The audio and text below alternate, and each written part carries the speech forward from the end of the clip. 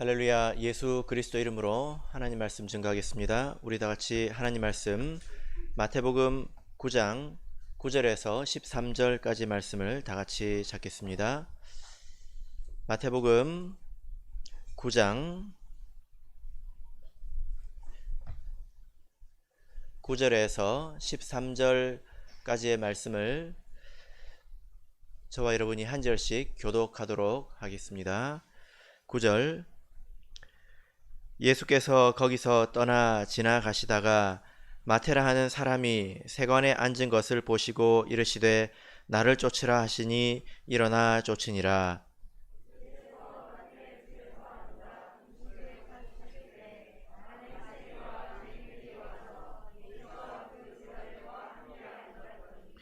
바리새인들이 보고 그 제자들에게 이르되 어찌하여 너희 선생은 세리와 죄인들과 함께 잡수시느냐.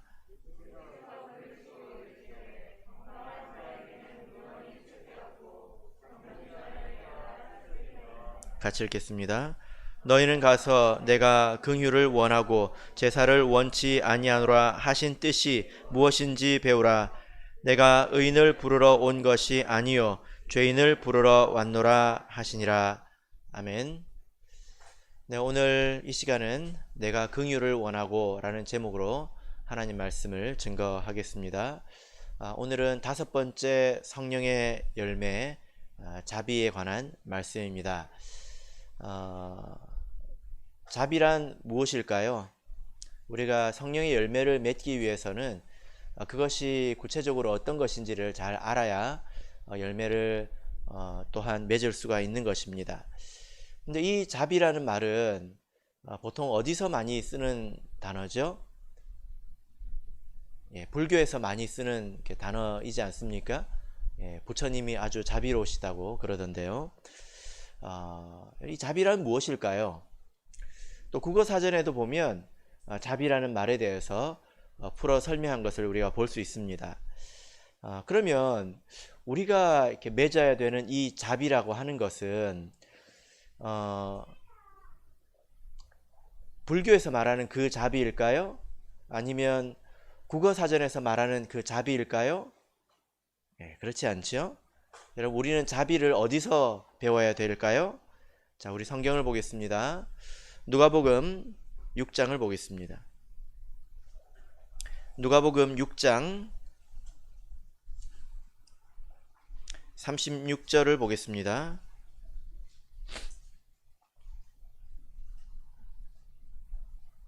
누가복음 6장 36절 말씀을 우리 같이 읽겠습니다. 시작.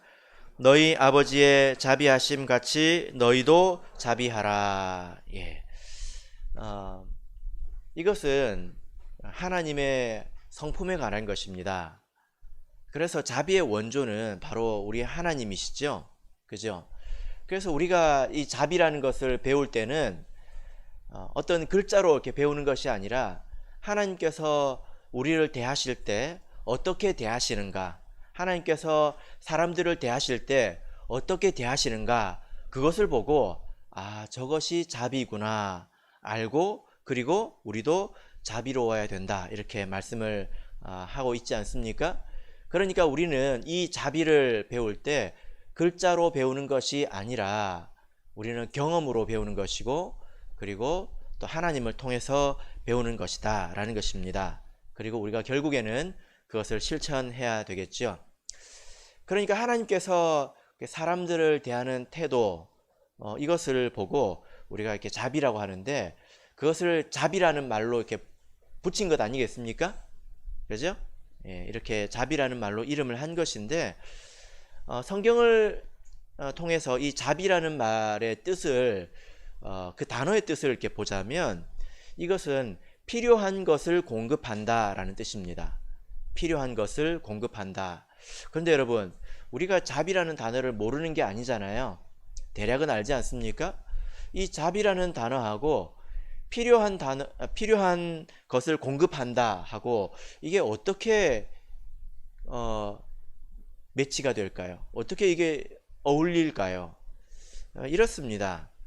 우리가 어떤 사람이 있는데 그가 누구이든지, 예를 들어 착한 사람이든지 악한 사람이든지 나하고 친한 사람이든지 나하고 관계가 없는 사람이든지 우리가 필요한 것을 공급해 주려면 어때야 되겠습니까? 그 사람의 마음이 넉넉해야 된다는 거예요. 너그러워야 된다는 것입니다. 그러니까 그 사람을 마음에 받아들일 수 있어야 된다는 것입니다. 마음에 내가 먼저 받아들여야 그 이후도 필요한 것도 공급할 수 있지 않겠습니까? 내 주머니에 뭐가 아무리 가득하다 하더라도 절대로 내 마음에 받아들일 수 없는 사람이라면 아무것도 주지 않겠죠. 그죠? 그래서 필요한 것을 공급한다 라는 말은 그 이전에 내 마음이 넉넉하고 또 너그러운 상태에 있다라는 것입니다. 그래서 이 자비라는 말을 우리가 이해할 때는 우선 마음이 넓다 이렇게 이해를 하시면 좋겠습니다. 너그럽다.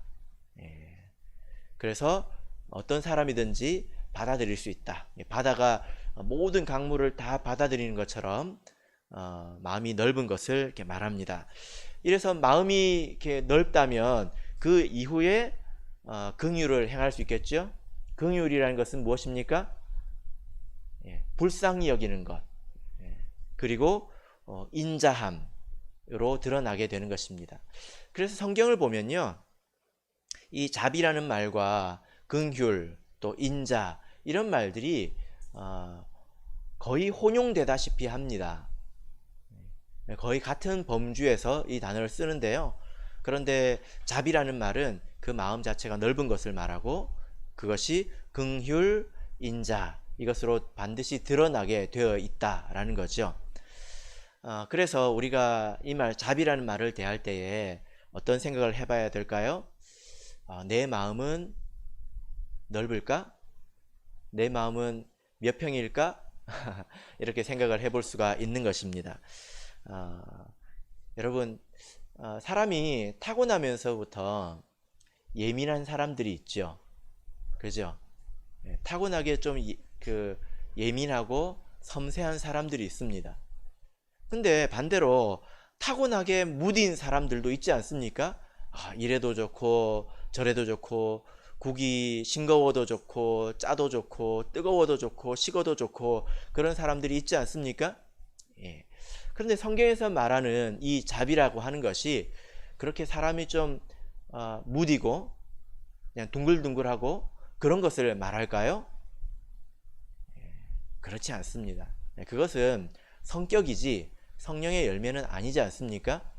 그래서 우리가 이 성령의 열매로서의 자비를 알아야 하고 또 우리가 맺어야 하는 것입니다. 이것은 예민한 사람도 맺을 수 있는 것이고 또 둥구스름한 사람들도 맺어야 되는 것입니다.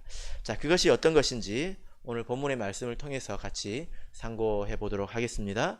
자, 본문 마태복음 9장 9절에서 11절까지의 말씀을 우리 같이 읽겠습니다. 마태복음 9장 9절에서 11절 읽겠습니다. 시작. 예수께서 거기서 떠나 지나가시다가 마테라 하는 사람이 세관에 앉은 것을 보시고 이르시되 나를 쫓으라 하시니 일어나 쫓으니라.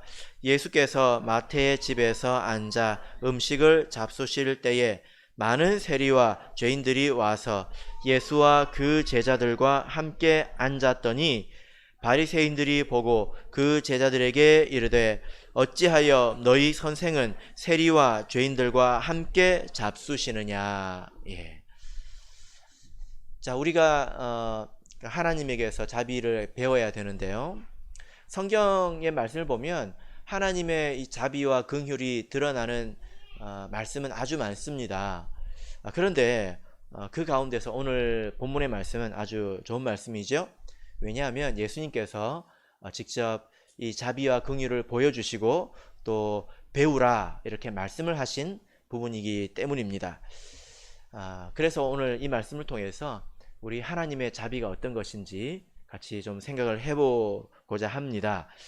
이 말씀의 배경은 마태가 사도로 또 제자로 부르심을 받은 장면입니다. 자, 지금 우리가 읽고 있는 성경이 어떤 성경이죠? 마태복음이죠. 예, 마태복음은 누가 적었을까요?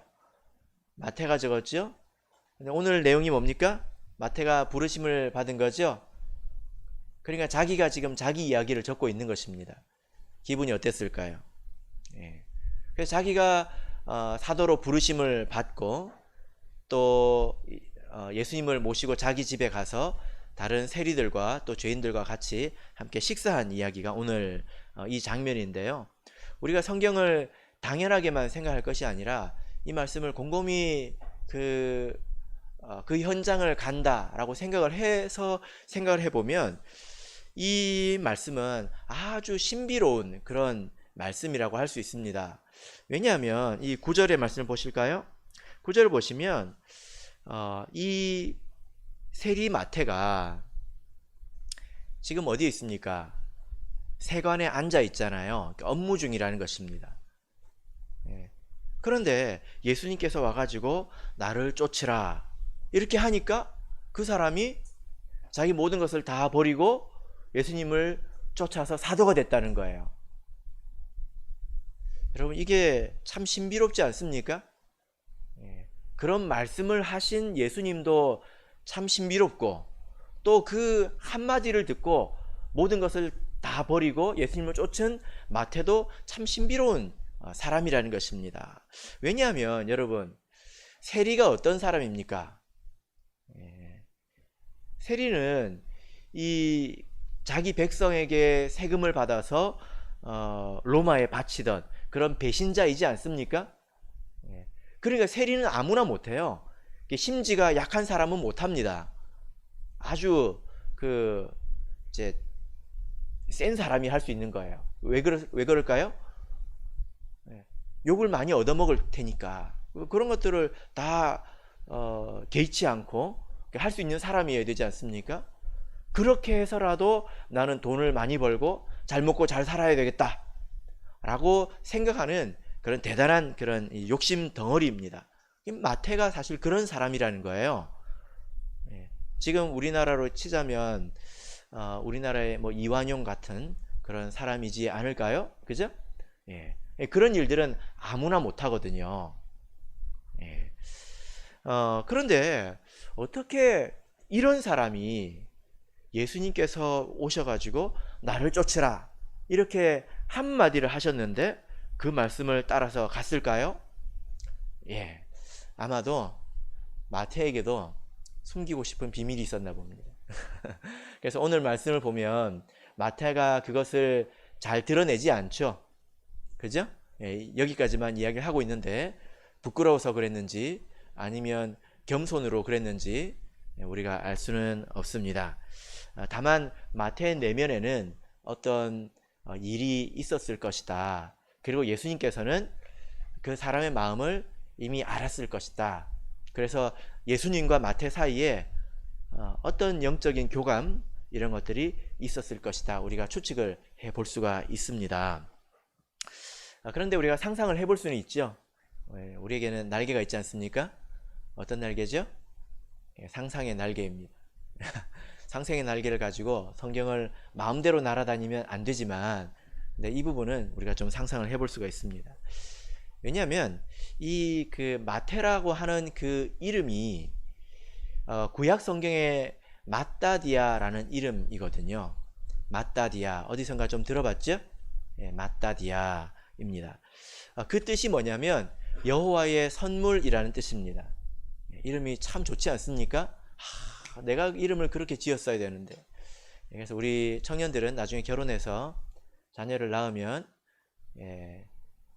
자녀 이름을 여호와의 선물이라고 뜻을 하는 이름을 한번 잘 지어 보시기를 바랍니다. 그런데 여러분 마따디아 기억나십니까? 구약성경에 어디 나오는지? 우리는 아주 유명한 사람 빼고는 잘 기억을 못하죠. 그죠? 뭐 우리도 미국 사람 이름 알지 않습니까? 트럼프. 그런데 이 마따디아는 구약에서 나름 유명한 사람입니다. 어떻게 유명한 사람일까요? 이 사람은 여러 사람이 있는데요. 마따디아라 이름한 사람이 여러 사람이 있는데 다윗이 그 찬양의 일가견이 있었지 않습니까? 하나님을 또 기쁘시게 하는 그 찬양을 아주 또 기뻐했던 사람인데, 그래서 찬양대를 조직했잖아요. 그런데 법궤 옆에서 찬양을 했던 레위인이 마따디아입니다. 법궤에 가장 가까이서. 예. 그러니까 인정받은 사람이지요. 그래서 성경에도 기록된 사람입니다. 뿐만이 아니라 에스라가 이스라엘 나라를 회복해서 율법을 또 반포하지 않습니까? 읽지 않습니까? 그때 에스라 옆에 있었던 사람이 마따디아입니다. 대단한 사람이죠. 그죠? 예. 그리고 이 마따디아는 예수님의 족보 가운데도 등장합니다. 구원의 반열에 있는 사람이라는 것입니다. 그러니까 여러분 한번 생각해 보십시오. 이 마따디아라 하는 이름은 이스라엘 사람치고는 모르는 사람이 없고요. 그리고 아주 영광스러운 이름입니다. 그리고 그 이름의 뜻도 아주 좋습니다. 여호와의 선물. 그것이 바로 마태의 이름입니다. 근데 삶은 어떻습니까? 세리죠. 여러분 그거 아십니까? 일제시대 때 아주 유명한 그 아주 악랄한 그 일본 순사가 있었는데 그 이름이 이순신이었습니다. 이건 방금 제가 지어낸 이야기예요. 실제로 그랬다고 한번 생각해 보십시오. 얼마나 황당하겠습니까? 그죠? 지금 이것입니다. 하나님을 영화롭게 하고 하나님의 말씀을 선포하는 자리에 있었고 구원의 반열에 있는 그 이름을 가지고 하나님의 백성의 등에 빨대를 꽂고 그 피를 빨아먹는 그런 일을 하고 있지 않습니까? 이런 것들은 아마 이제 마태도 잘 알았을 것입니다. 그래서 우리가 이렇게 역사적인 사료를 보면 친일파들에게도 내면에 갈등이 있었던 것을 우리가 이제 알 수가 있는데요. 마태도 그랬으리라고 예상을 할 수가 있습니다. 그런데 한번 생각해 보십시오. 마태도 예수님의 소문을 들었을 것입니다. 아주 정의로운 분이 있다. 그러니까 악과 타협하지 않으신다. 그런 분을 들었을 것입니다. 그죠? 그리고 어느 날 예수님이 오신다는 이야기를 들었을 거예요. 그리고 조금 시간이 지나서 저기에서 오신다. 사람이 북적북적한다. 그래도요. 마태는 그 자리에 있었습니다. 안 갔어요. 오, 그래? 가지고 얼굴이라도 한번 볼까 하고 할 수 있지 않습니까? 삭개오처럼. 삭개오는 키가 작아가지고 뽕나무 위에 올라갔지만 근데 마태는요 그 자리에 앉았어요. 이게 마태라는 사람을 보여줍니다. 그죠? 근데 아마도 그의 마음에는 요동이 치고 있었을 것입니다. 근데 예수님께서 이제 자기 앞으로 이렇게 지나가시는데 지나가시나 보다 했을 것입니다. 그런데 예수님께서 점점 자기 쪽으로 오는 거예요. 뭐 누구 볼 일이 있나? 꿈에도 나를 보러 올 거라고 생각을 안 했을 것입니다. 그죠? 근데 예수님께서 점점 자기에게 오더니 마태가 앉아있는 그 책상에다가 손을 짚고 이렇게 쳐다보는 거예요. 마태의 마음이 어땠을까요? 상상이 되십니까? 근데 예수님께서 마태의 마음을 아시고 그 마음이 어땠는지는 모르지만 마치 니고데모의 마음을 아시고 그에게 필요한 말씀을 주신 것처럼 예수님께서 단 한마디로 마태의 마음을 움직이셨습니다. 그것이 바로 나를 쫓으라 이거였습니다. 이것으로 생각해 볼 때 마태의 그 마음 속에는 아마 자기 삶에 대한 그 회한, 또 후회, 또 새로 시작하고 싶어하는 그런 강한 열망 이런 것들이 있지 않겠습니까? 그런데 그 세리의 삶을 지금까지 살아온 자가 어디서 어떻게 새로 시작할 수 있겠습니까? 그런데 예수님께서 그것을 이제 열어주신 거죠. 자, 그래서 예수님께서 마태의 집에 가서 같이 식사를 하시고 또 여러 세리들과 죄인들과 같이 이제 어울리는 모습을 이렇게 봤는데요. 여러분 이 날은 예수님으로서도 아주 기쁜 날이잖아요. 왜냐하면 세리가 회개를 했으니까 얼마나 기쁜 날입니까? 그런데 그 모습을 본 바리새인들이 이제 예수님을 이제 비난하고 또 책망을 한 것입니다. 어떻게 죄인들과 함께 있느냐? 어떻게 저런 사람들하고 식사하느냐. 비난받을 만하죠. 그죠?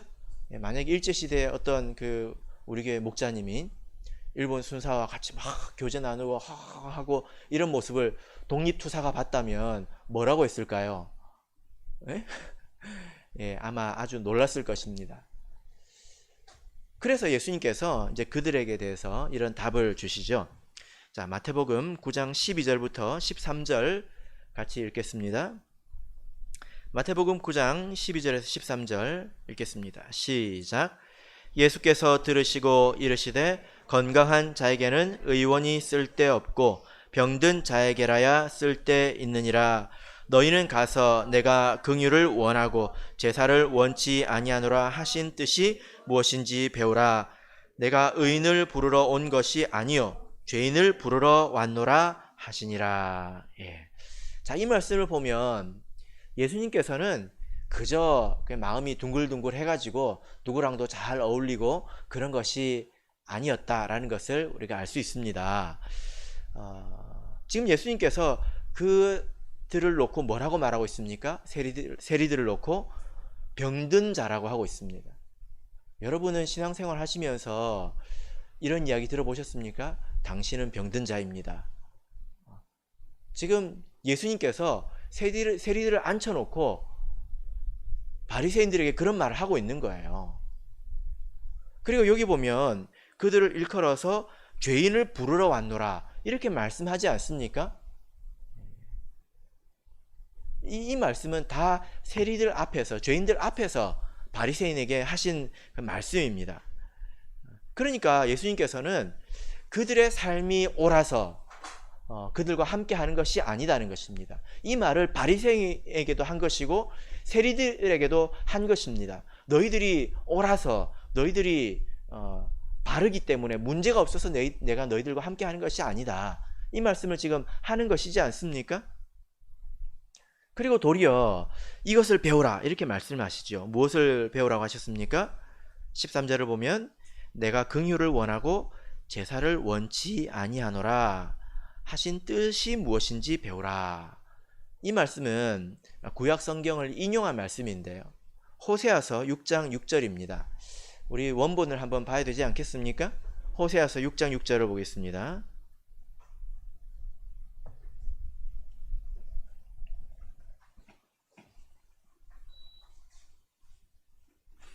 호세아서 6장 6절 같이 읽겠습니다. 시작. 나는 인애를 원하고 제사를 원치 아니하며 번제보다 하나님을 아는 것을 원하노라. 예. 나는 인애를 원하고 제사를 원치 아니한다.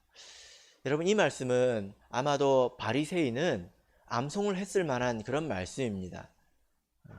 히브리어로 암송을 했겠죠? 그죠? 아주 잘 아는 익숙한 내용의 말씀이었을 것입니다. 그런데 예수님께서 하시는 말씀은 너희들이 이 말씀의 참뜻을 모른다. 또 하나님을 아는 것을 원하노라. 이 말씀이 있지 않습니까? 그러니까 하나님의 참뜻이 무엇인지 너희는 잘 모른다. 이 말씀을 지금 하고 있는 것입니다. 여러분, 하나님의 참뜻은 무엇일까요? 예수님께서 그들과 함께 하신 그 이유가 무엇일까요? 자, 우리 로마서를 보겠습니다. 로마서 2장 4절을 보겠습니다. 로마서 2장 4절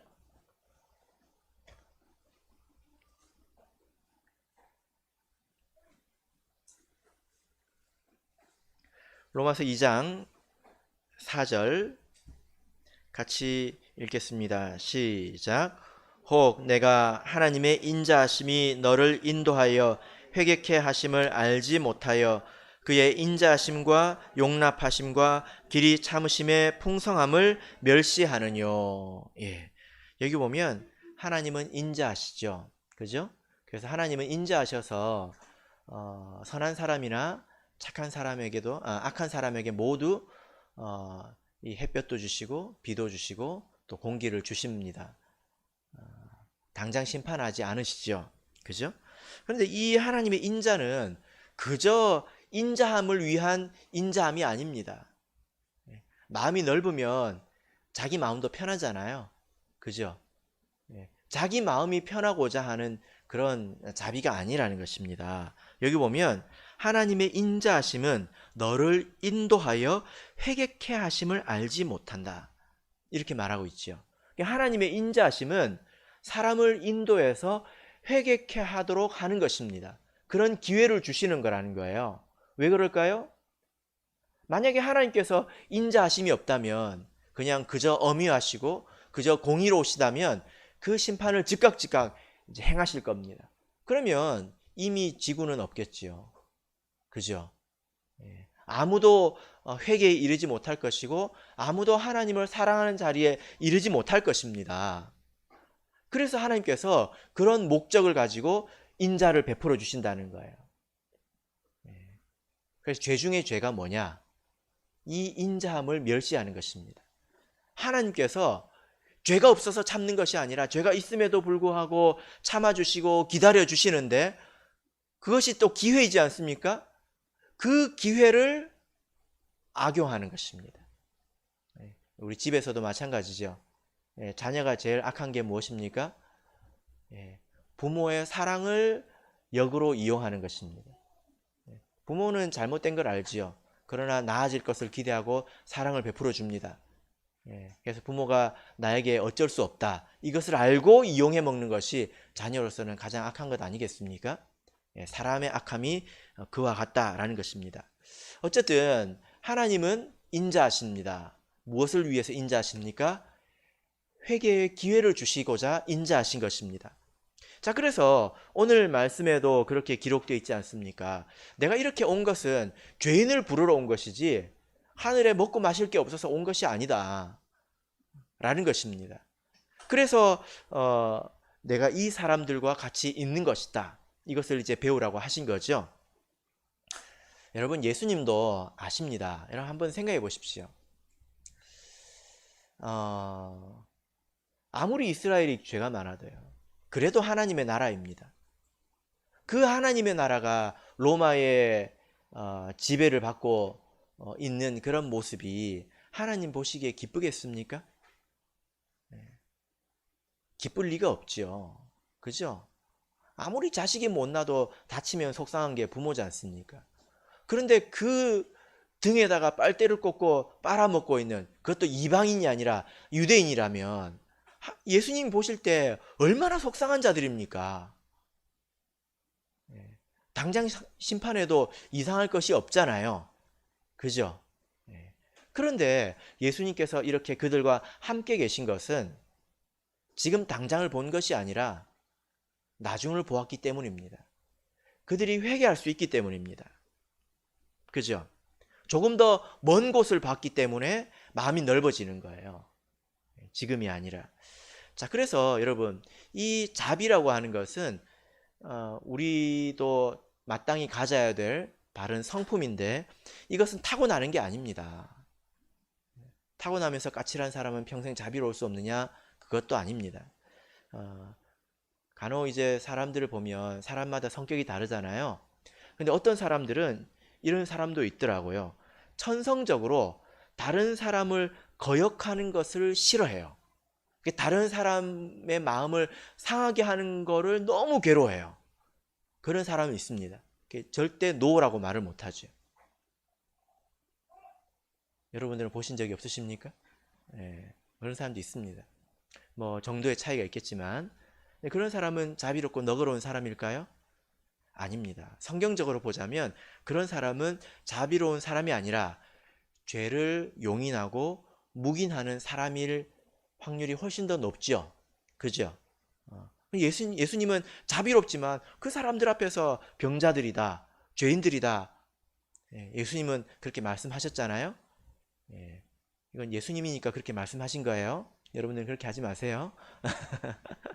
마음으로 용인하지 말아야 된다는 것입니다. 자, 우리가 이것을 통해서 한번 배워봅시다. 여러분, 우리가 어떻게 해야 마음이 넓어질 수 있을까요? 어떻게 해야 자비할 수 있을까요? 물론 이것은 성령의 열매니까 우리가 성령을 통해서 기도에 힘써야 되겠죠. 그죠? 그러면 사람의 마음도 넓어집니다. 그런데 또 한 가지 방법은 미래를 생각하는 것입니다. 그렇지 않습니까? 아이를 키울 때 부모가 대체적으로 이렇게 자비롭습니다. 왜 그럴까요? 어린애가 자다가 기저귀에 똥을 쌌습니다. 그럼 부모가 속상해 하던가요? 똥 쌌냐? 속상해 하던가요? 아무도 안 그러잖아요. 지가 할 일을 했구나. 밥 먹고 똥 싸는 것이 자기가 할 일이죠. 왜 속상하지 않습니까? 그게 영원하지 않거든요. 때가 되면 그 일을 스스로 멈출 거라는 걸 알고 있거든요. 그렇지 않습니까? 우리 학생부들 중에 아직도 기저귀 차고 있는 학생이 있습니까? 없잖아요. 여기는 이제 학생들이 대부분 사춘기를 이렇게 지났는데, 청주에 가면 학생들이 사춘기가 많아가지고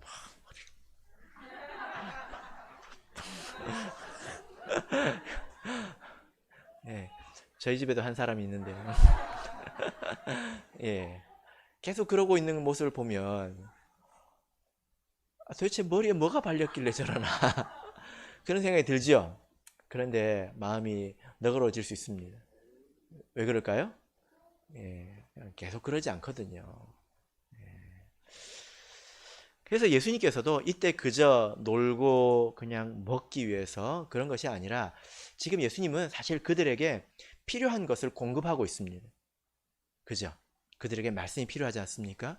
또 하나님의 따뜻한 사랑이 필요하지 않습니까? 그래서 예수님께서 넓은 마음으로 그들을 품어주셔서 그들과 함께 계시고 그들에게 필요한 말씀을 주시고 하나님께서 우리도 회개하기를 원하시는구나, 이것을 지금 가르치고 계시다는 것입니다. 그죠? 이것이 바로 하나님의 인자하심이고 자비로우심이고 또 우리가 배워야 될 것입니다. 여러분, 우리는 다 이런 그 하나님의 자비에 빚진 자잖아요. 그죠? 하나님께서 우리에 대해서 이렇게 지금까지 참아주시지 않았다면 우리가 이 자리에 있을 수 없습니다.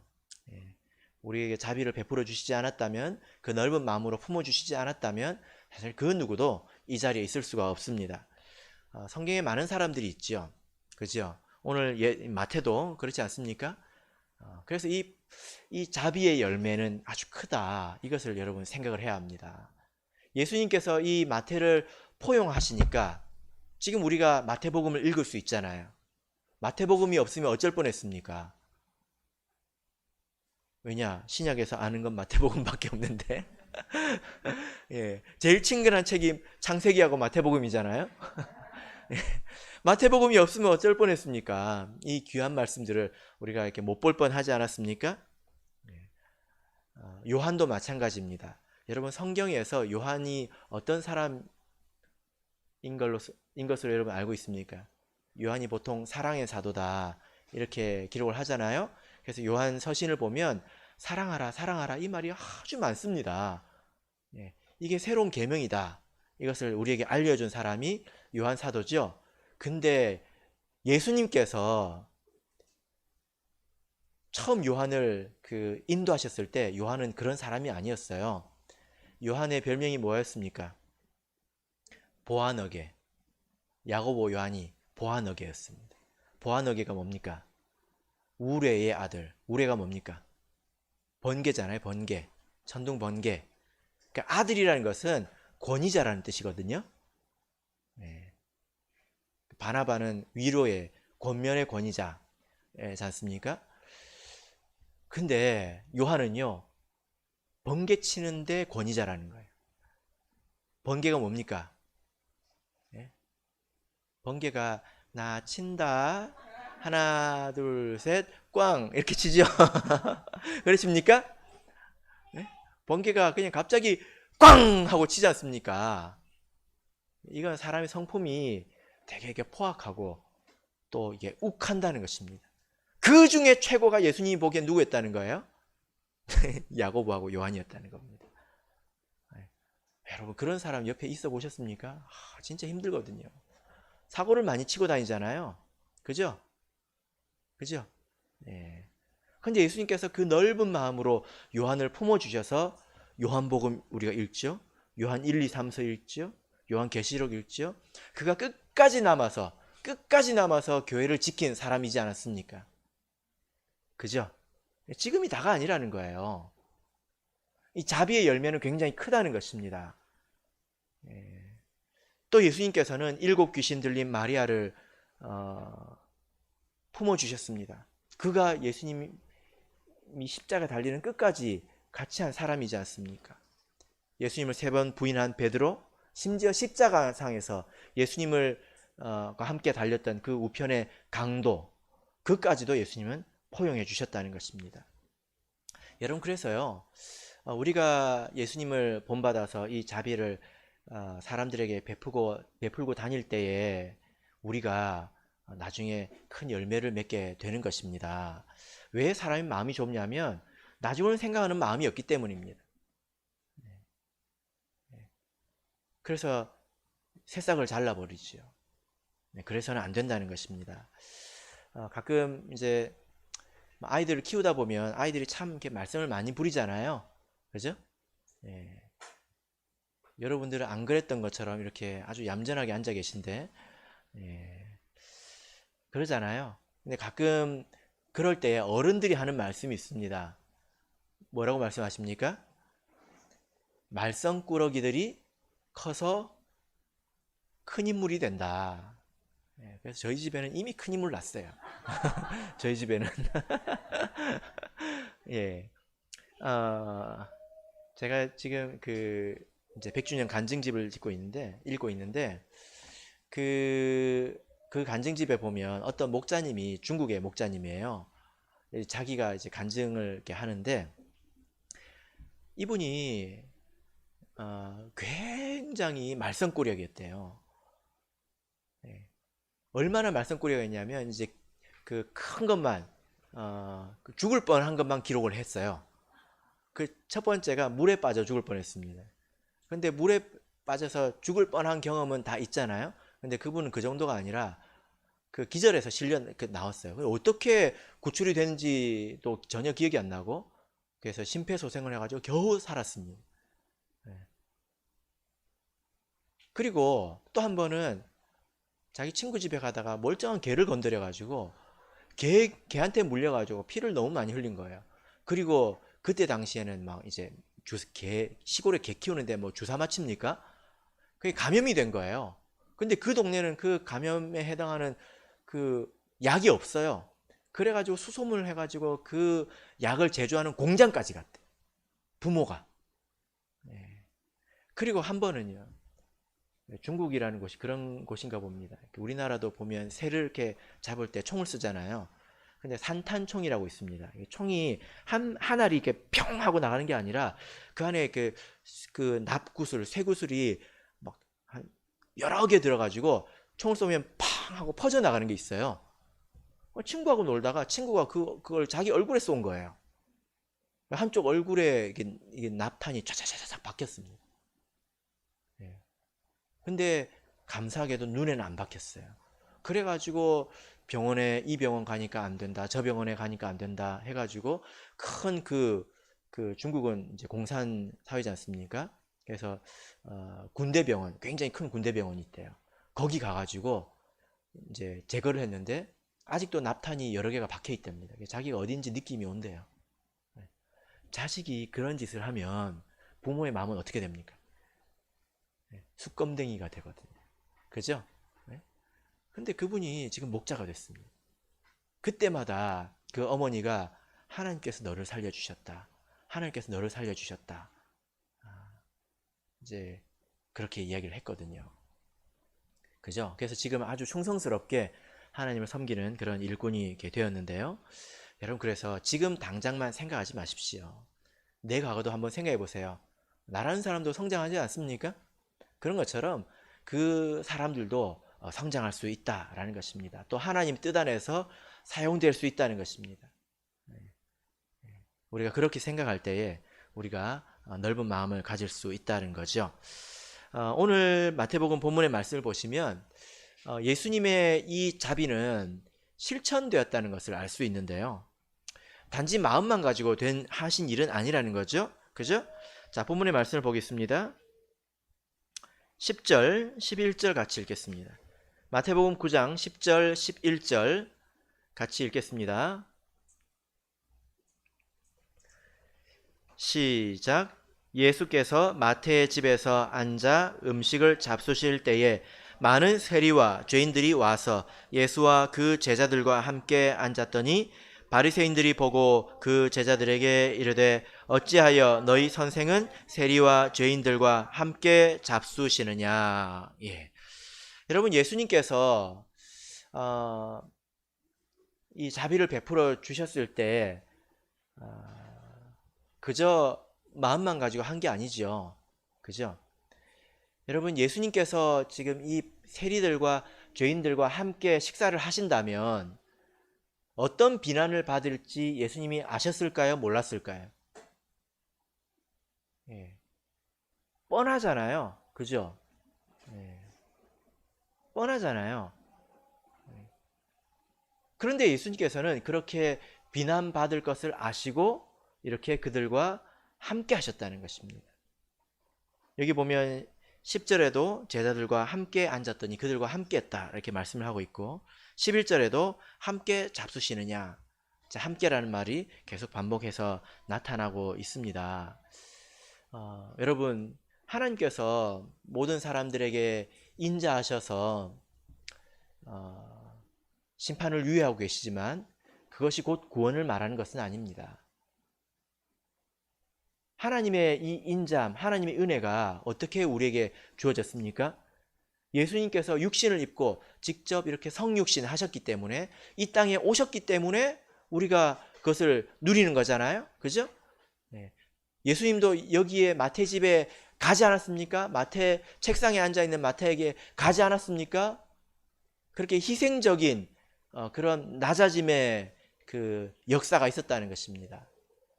마찬가지로 우리도 이렇게 자비를 베풀려면 그냥 마음속으로 그냥 생각만 하고 있는 것이 우리가 배워야 될 자비가 아닙니다. 우리도 희생적으로 그들과 함께 할 수 있어야 합니다. 그 사람이 구도자가 될 수도 있고 또 믿음이 연약한 성도가 될 수도 있고 여러 사람이 될 수가 있죠. 그 사람들과 우리가 함께 해야 되는 것입니다. 이 몸이 함께 해야 된다는 것입니다. 왜냐하면은 그래야 전달이 되는 것이 많거든요. 예수님께서 이렇게 같이 식사한 데는 이유가 있겠죠. 그죠? 여러분, 우리 성도들의 교제는 굉장히 큰 그 감화 감동하는 힘이 있습니다. 여러분, 이것을 아십니까?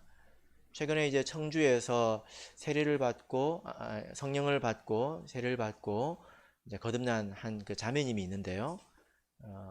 몇 주 전에 성령 받은 간증을 했는데 어떤 이야기를 하냐면 자기는 그냥 그냥 교회를 이렇게 심각하게 다닐 생각은 전혀 없었대요. 근데 자기가 호감을 갖게 된 계기가 뭐냐면 자기 신도에서 야유회를 갔는데 MT를 갔는데 자기가 태어나서 윷놀이가 그렇게 재밌는 줄 몰랐대요. 진짜로 그 말을 하더라고요. 왜냐하면 세상 사람들은 MT 가면 뭐 합니까? 술 먹고 화투 치고 여러분들은 그런 거 잘 모르시죠? 그잖아요?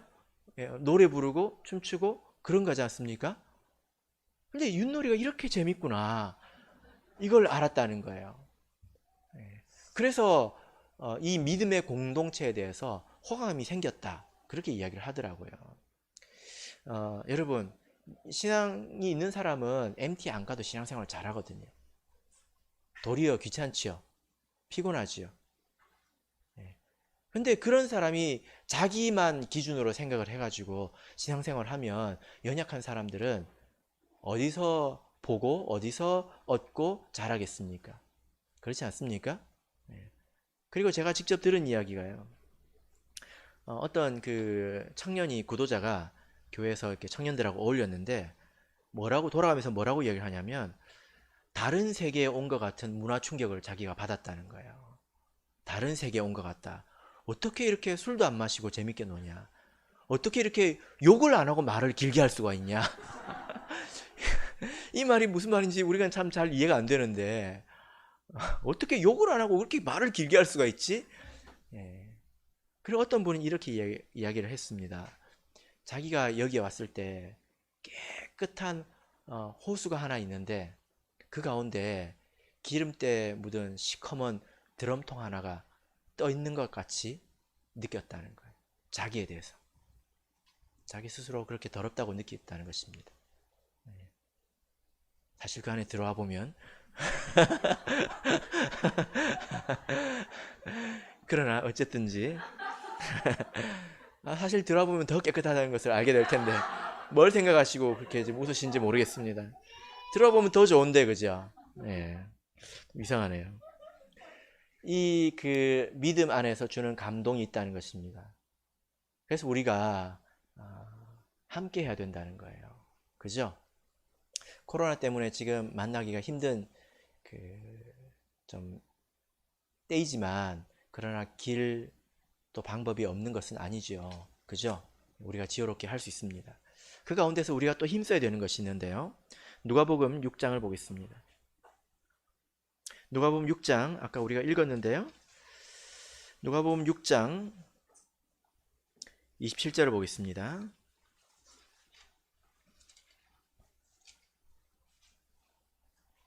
누가복음 6장 27절, 28절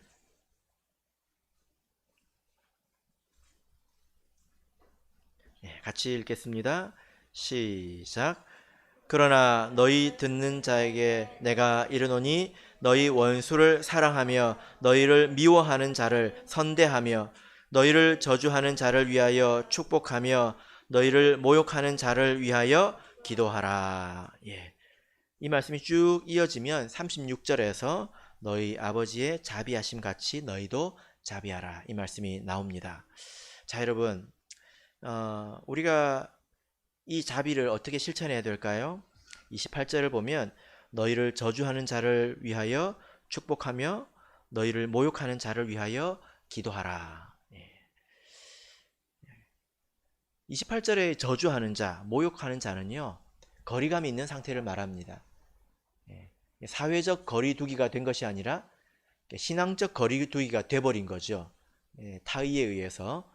여러분, 저주하는 자와 식사할 수 있을까요? 함께 할 수 있을까요? 모욕하는 자와 함께 식사를 해야 될까요? 그러지 않죠. 그죠? 예수님께서는 악을 대적하지 말라고 하셨습니다. 그런데 한 가지 할 수 있는 게 있습니다. 그것이 무엇입니까? 그들을 위하여 기도하고 또 축복하는 것입니다. 지금 우리가 이 사회적 거리두기로 인해서 교회에서 식사도 못하고 이제 겨우 모여서 예배 드리는 수준이 됐는데요. 사람과 사람이 만나는 게 되게 힘들어진 그런 때이지 않습니까? 그럴 때라도 우리가 이렇게 기도할 수 있습니다. 여러분, 기도하면요, 반드시 그 사람에게 역사가 있습니다. 이런 간증들이 있는데 기억하십니까? 내가 기도하면 하나님께서 그 사람에게 은혜를 베풀어 주십니다. 그것이 부족해서 내가 못 느끼는 거예요. 하나님의 온기가 그 사람에게 임했다 하더라도 그 사람의 마음이 녹기에는 너무 부족한 거예요. 그래서 기도를 그치면 아무 일도 없었던 것 같죠. 그건 사실 하나님의 은혜가 없는 것은 아닙니다. 그래서 충분해야 된다는 거예요. 그래서 여러분 한번 생각해 보시기 바랍니다. 이렇게 한번 생각해 보십시다. 우리가 일주일을 사는데 나라는 사람은 이렇게 다른 사람을 불쌍하게 여기고 자비를 베풀고 하는데 얼마 정도 시간을 써야 된다고 생각하십니까? 다른 사람을 위해서 30분 쓸 수 있습니까? 30분도 못 쓴다고 하면 이건 좀 이상하죠. 그죠? 30분은 써야죠. 예를 들어 다른 사람과 만나서 식사 함께 하는데 해도 가는데 30분, 먹는데 1시간, 오는데 30분이면 2시간이잖아요. 한 번만 해도 2시간이거든요. 나는 얼마나 사용할 수 있습니까? 그러면 그 시간을 생각해서 그 시간을 기도하십시오. 지금은 그렇게 실천을 해야 될 때입니다. 지금 이제 보시면 아시겠지만 여러 사람들이 여러 가지 형편 때문에 교회에 오지 못하고 또 믿음이 더 연약해져 가고 그런 것을 우리가 이렇게 보고 있지 않습니까? 이런 때 어떻게 해야 됩니까? 밥 먹는다고 됩니까? 말한다고 됩니까? 뭐 해야 됩니까? 이럴 때는 기도해야 됩니다. 내가 신앙생활 하면서 일주일에 적어도 정말 제가 말도 안 되게 작은 시간을 이야기했지만 다른 사람을 위해서 30분도 내가 쓰지 않는 사람이라면 이건 나한테 문제가 있다는 거예요.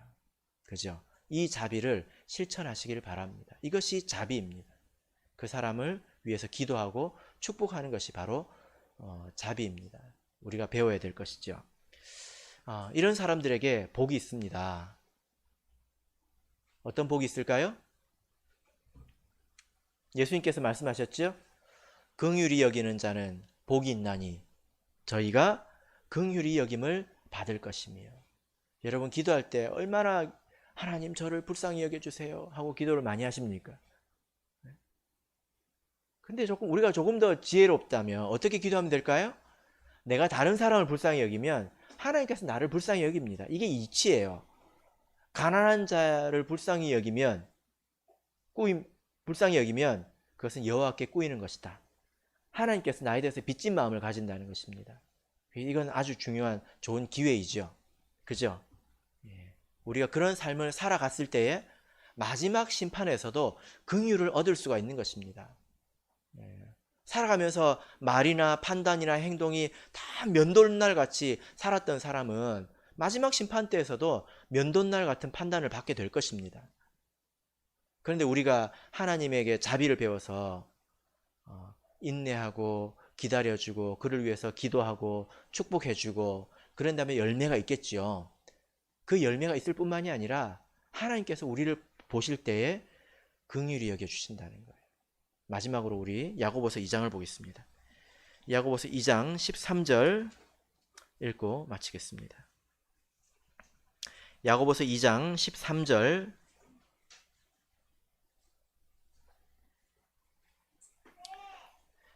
읽겠습니다. 시작. 긍휼을 행하지 아니하는 자에게는 긍휼 없는 심판이 있으리라. 긍휼은 심판을 이기고 자랑하느니라.